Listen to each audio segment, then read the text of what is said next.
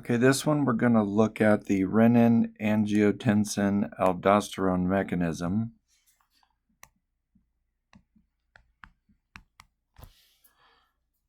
Okay, renin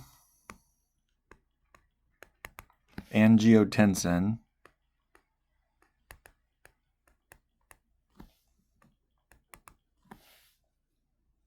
aldosterone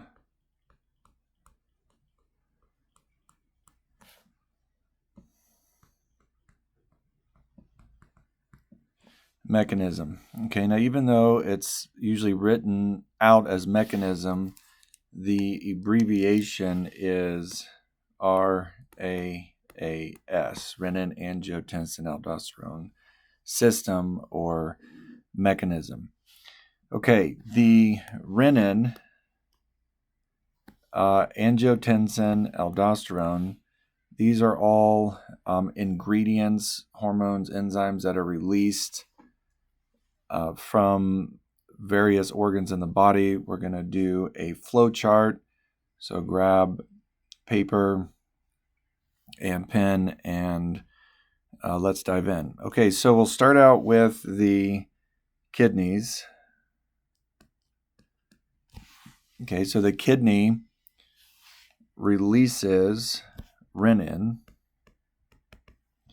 which is an enzyme. And the job of an enzyme is to speed up a reaction. All right, now with hormones, there's always a stimulus, like something has to go on in the body in order to trigger or activate a hormone response. Okay, so in this case, the stimulus is going to be low blood volume and low blood pressure. All right, now everything we're going to cover on this one is normal.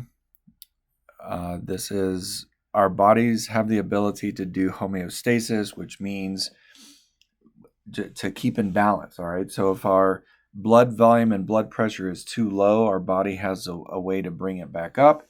And if blood volume and blood pressure is too high, our body has a way to bring it back down to normal. All right, so right now, this person is currently experiencing low blood volume and low blood pressure.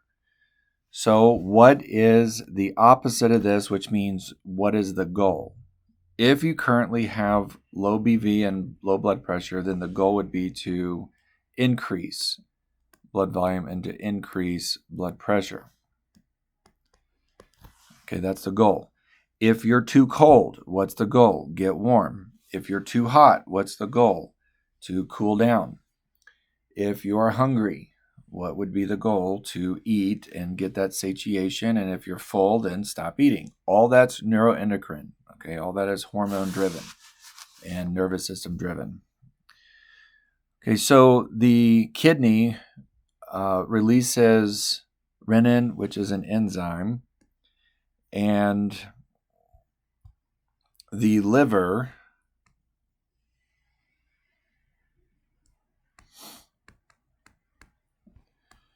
releases angiotensinogen.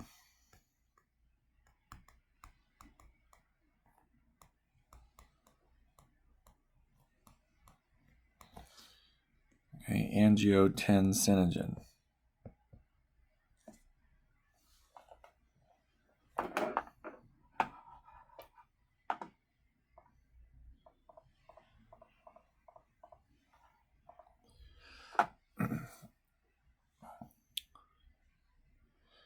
Okay, angiotensinogen is converted into angiotensin 1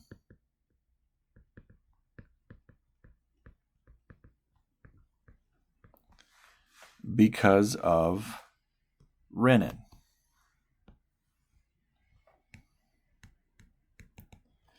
All right, angiotensinogen is converted into angiotensin 1 because of renin. Okay, angiotensin 1 is abbreviated AT1. All right, angiotensin 1, which is a protein, is converted into angiotensin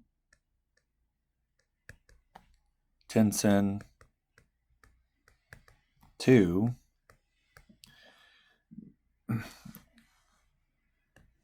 from what's called ACE.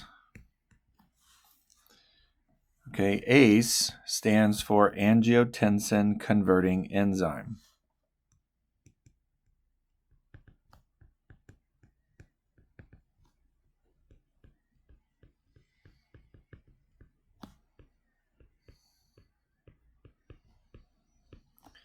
Okay, angiotensin converting enzyme, or ACE. Now, ACE comes from the lungs.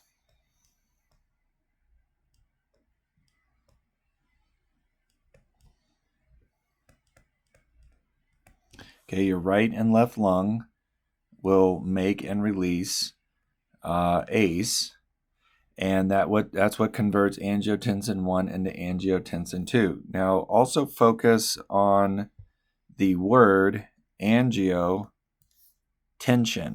So angio is an artery, and this is tension. So it is putting tension on a tube, which means we are going to take a tube, looking down the barrel of a tube, and the tube is currently open. So there's your vasodilation, and in the presence of angiotensin 2, it is going to cause vasoconstriction, or angiotension, putting tension on the artery. All right, so angiotensin 2 causes vasoconstriction. So going back to something we said earlier, here's your pump. Okay, the pump is hooked up to tubes. If you are currently in vasoconstriction, what is that going to do to blood pressure? It is going to increase blood pressure because it is hard to push fluid through a skinny tube. Okay, so that's called increased peripheral resistance, or simply increase in blood pressure. Okay, now we've got the other part to this, the aldosterone. Okay, the adrenal glands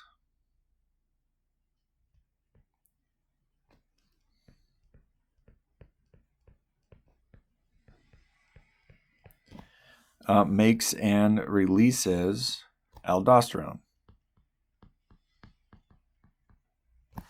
Okay, now in the presence of aldosterone, you keep sodium.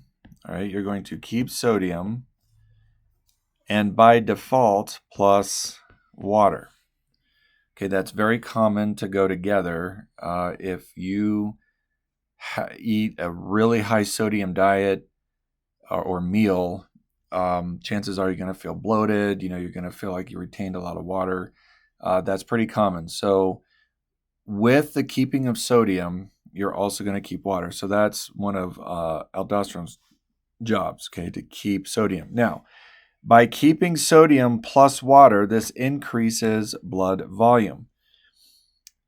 Okay, so blood volume is a fancy way of saying increased water or fluid retention. All right, fluid or water is heavy. Okay, water is heavy. So if you have a bunch of water inside your blood vessels, okay, so increased water, that's harder for the pump to push more fluid through the tubes. So this increase in blood volume also helps increase blood pressure. Okay, so the fact that vasoconstriction, skinny tubes, remember the pump has to push fluid through skinny tubes, that's going to drive up pressure because the pump has to work harder. And you've got more fluid retention. Water is heavy, so the pump has to work harder to push the fluid through the tube. So now you have an increase in blood volume and an increase in blood pressure, and that was our original goal. Okay, the current situation of the person was low blood volume and low blood pressure. Your body kicked in the renin, angiotensin, aldosterone system, and the end goal was increased blood volume and blood pressure.